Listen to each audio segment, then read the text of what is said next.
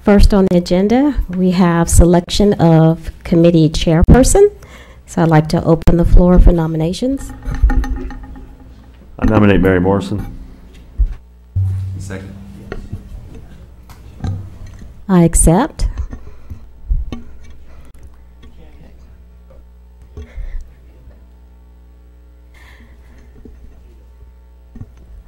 I'd like to thank my fellow board members for this opportunity. So moving forward to the first agenda item, the second agenda item.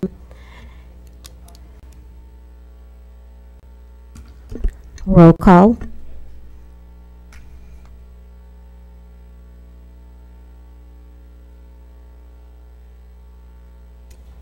Y'all want to just voice? Yay? Yay. Yay. Yay. I rescind my nomination with this here. Okay, second agenda item, item 2.2, review of budget recap and timeline. Okay, we're going to go ahead and bring up the calendar on the monitors.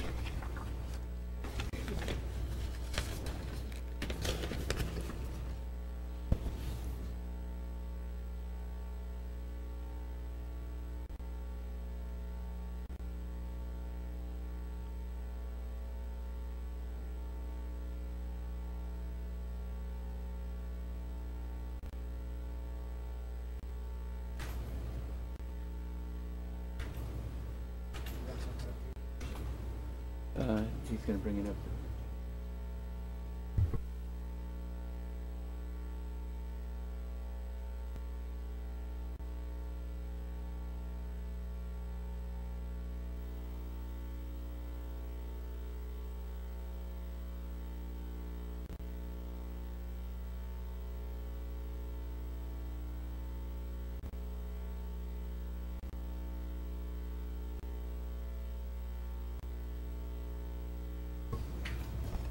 Okay, our first special board meeting scheduled for February 20th, and at that meeting we're planning on presenting all of the budgets with exception of the general fund and the group health insurance fund. The second meeting scheduled for April 17th, that's when we would cover the group insurance fund and the general fund. We have a third meeting scheduled for May 10th. The second meeting that we'll be discussing the group insurance fund and the general fund, just due to the large number of cost centers that are involved. And then on May 15th, we would present all funds one final time before we move into the budget adoption process, which would begin on May 23rd. Public advertisement, public inspection would take place from May 23rd to June 13th. And then June 13th, we'd have a public hearing at 4, followed by a special board meeting at 4:30, during which the budgets would be adopted. And I ask if there are any questions. Will the item on will there be an item on next week's agenda on pupil teacher ratios? I know the overall revenue numbers and the class sizes are the biggest thing driving how you guys configure the general fund budget. So will that be next week or in March? I would say in March. No later than March. I'll check to see if it's. Yeah.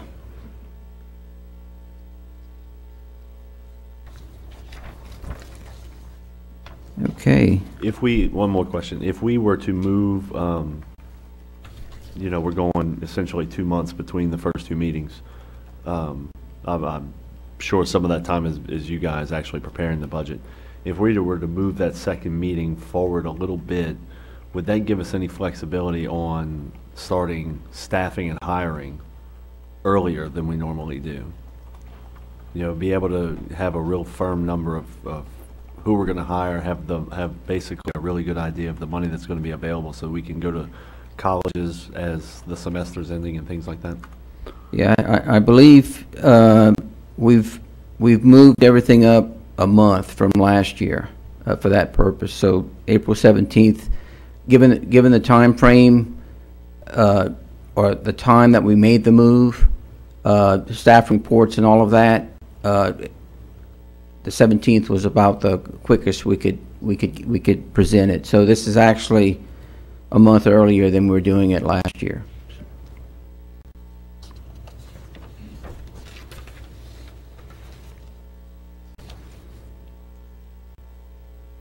Any other questions with regards to the calendar?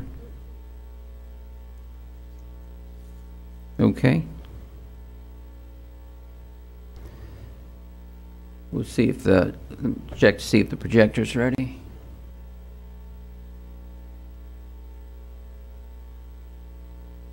For the second item, I'm going to quickly review the proposed changes to the project listing. The funding for these projects that are listed are a combination of bond proceeds and pay-as-you-go funds that have been previously approved by the board.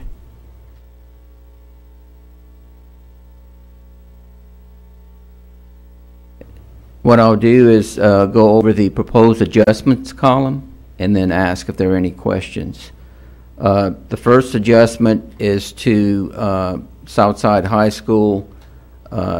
We noticed that there was $75,700 over and above the $78 million. That goes from the origination date.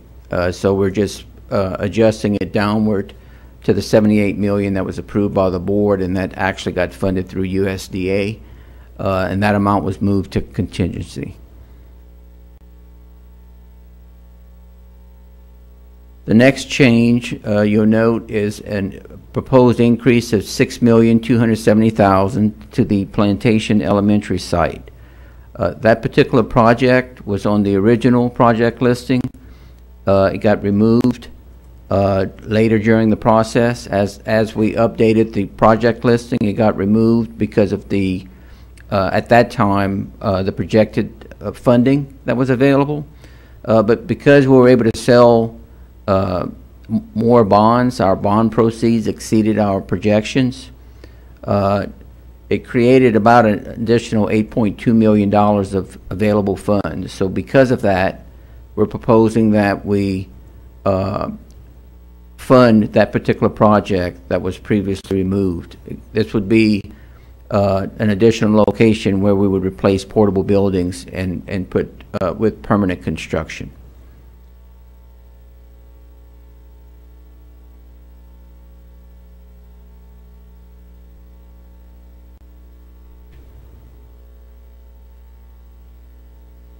We're showing the removal of the office building to vacate La Rosen for use as a school, and now reporting it as a separate line item. That's all that's happening there. So you see it being reclassed from land acquisition to its own separate line item, purchase of office building and office consolidations and related renovations. No change in dollar amount.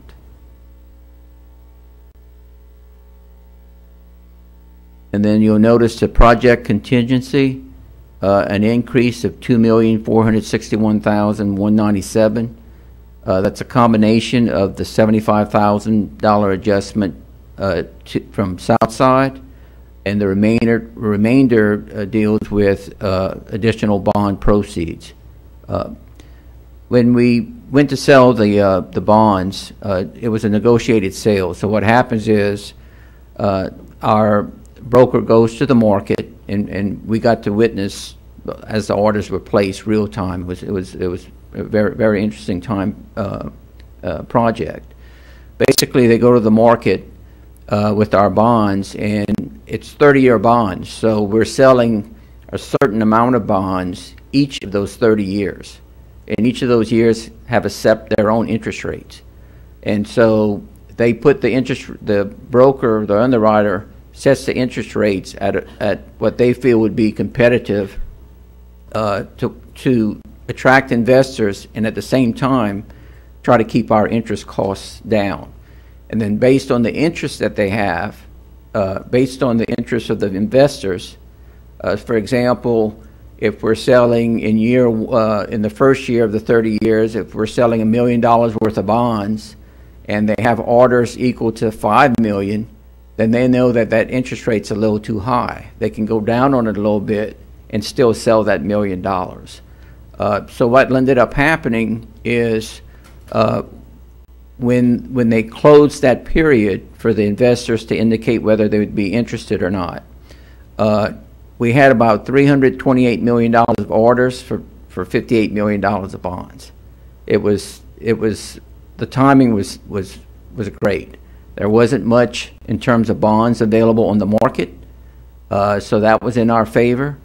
And so what that told us was that we could go back and tweak the interest rates, reduce them somewhat, and still, but not to the point where we'd lose all interest in that maturity for that year. And ultimately, the interest rate ended up being 3.65 overall. We were projecting for 3.9. So what that allowed us to do was we asked them, hey, can we, with the amount of interest we had, if they had $328 million worth of orders, potential orders out there, can we just increase the $58 million to the $65 that the board approved? And we had Mr. Osborne check on it, and wasn't an issue there. Definitely wasn't an issue in the market because the interest was there, interest from the investors. So we ended up generating an additional little over $8 million of proceeds, which allowed us to do an additional site in terms of permanent construction replacing portable wings.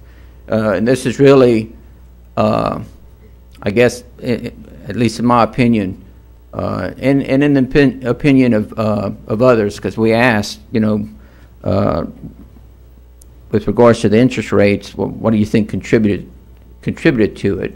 And of course, one of the contributors was the fact that there just weren't a lot of bonds being sold, so the supply wasn't there, while the demand was.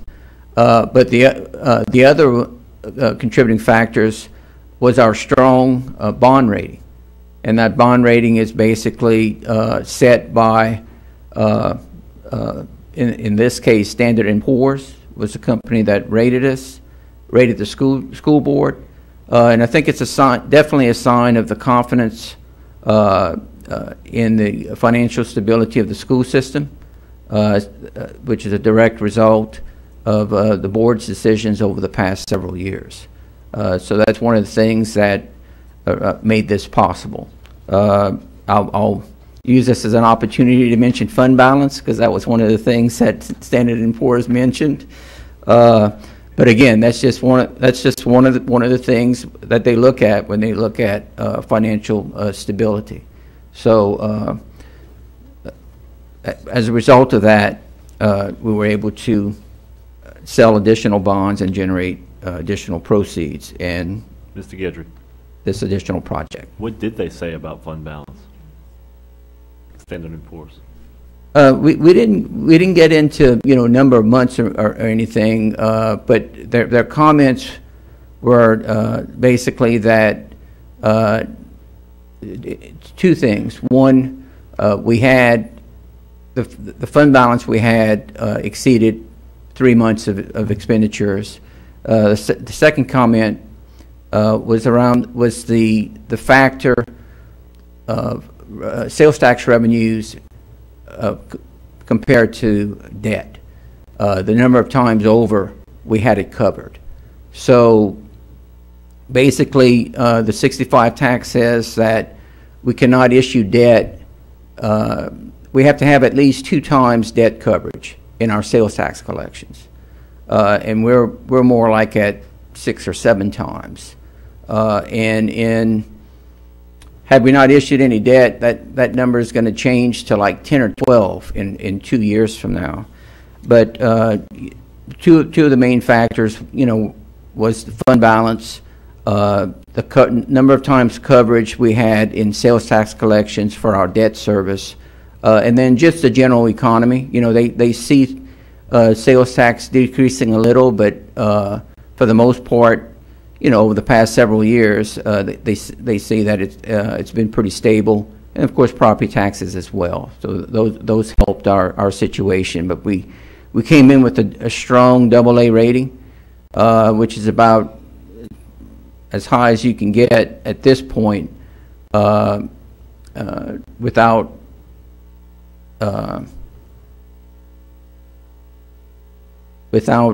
purchasing insurance, which we did not have to do. It was strong enough of a rating. The confidence was there to where we did not have to buy insurance to improve or to be able to sell our bonds. So that was another plus as well. There was a savings there. Any questions with regards to the additional funds, the projects that have been added? That basically puts us, if you take a look at the bonds that have been sold, the USDA bonds of $78 million, the $65 million of par value of bonds, pay-as-you-go funding, you're looking at a total of $206 million of projects that this board would have funded internally, without any additional taxes, increase in tax rates of any sort, just internally using the funds that currently exist. So again, that's a pretty significant dollar amount with regards to the effort this board has made to address our facility needs with the resources that we have currently. I guess, unfortunately, that's a large number, but our needs are considerably larger, probably in the $800 million to $1 billion range. But this is a great start, and definitely a great sign by the board that they're committed to doing what they can with the funds that are currently exist. Any other questions? Mr. Santani? Has anybody considered, and I know there are justifications on both sides, kind of thinking along the same lines of what we plan on doing at Prairie, where, somehow we're going to have to figure out a way to build the school. But once we do, we're going to have this very desirable piece of property on a very busy corner in the city of Lafayette. In a similar vein, we have 15 acres on Collie Saloon across the street from River Ranch. I would imagine that there are probably much more productive uses for that than a school, considering that we would almost certainly prefer to be on the 4-lane Camellia Boulevard instead of the Collie Saloon Motor Speedway right there, right? Was there any consideration or thought or discussion of investigating any kind of land swap with someone? I know the owner of Park Lafayette owns, I'm pretty sure, all the land that goes back to Vero School Road. Yes, I think the issue, of course, becomes finding another parcel of property that's 15 or 20 or 25 acres. That's the biggest challenge. And then once you locate it, it's got to be available, or the parties have to be interested in selling. But that has been something that's on the table. And we've spent some time looking at and continue to look at. You want to give out your phone number so people can call you if they want that piece of land? Mr. Dula, I don't know if you want to comment beyond that. I know Matt's been looking at that on an ongoing basis, really.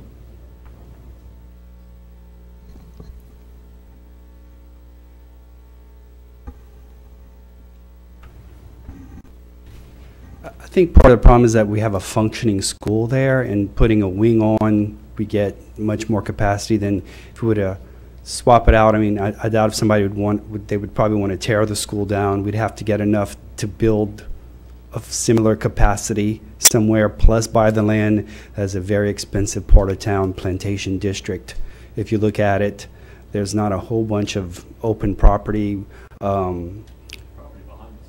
There's property behind the school, but very valuable property. I think they started building something recently where that tower was going to go. They're building some kind of retirement medical, something or other. They've already started construction on that. We actually do own the property next to it, and then the back part, we had talked about maybe using that back part. We own the park. Using that back part and then kind of connecting it to some property behind that. It looks like there's some kind of oil facility or gas facility that might have been there, present some environmental issues.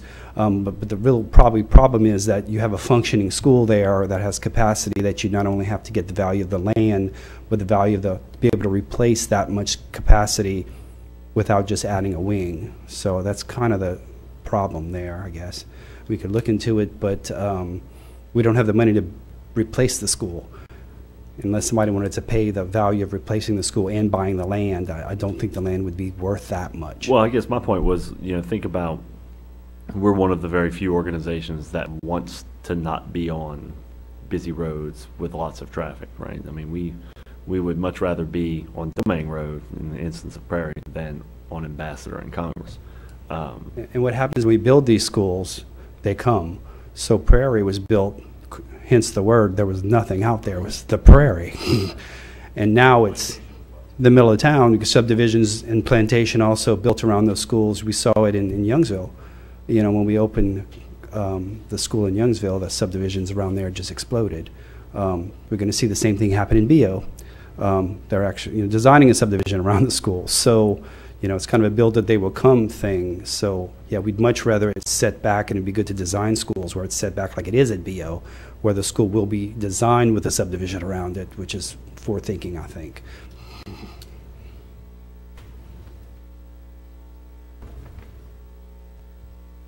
Okay. Thank you. Thank you. Any comments from the audience? I think that completes the agenda. Madam Chairman, I move that the Finance Committee recommends to the Board we approve the updated project listing, bonds, and pay-as-you-go. Second.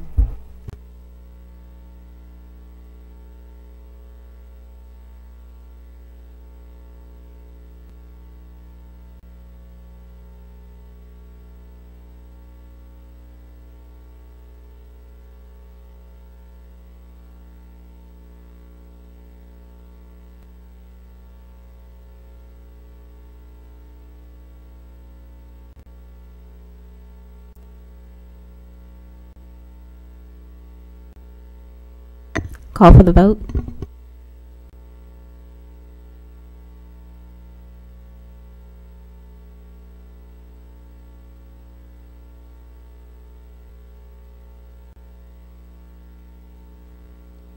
Three, 4, none against.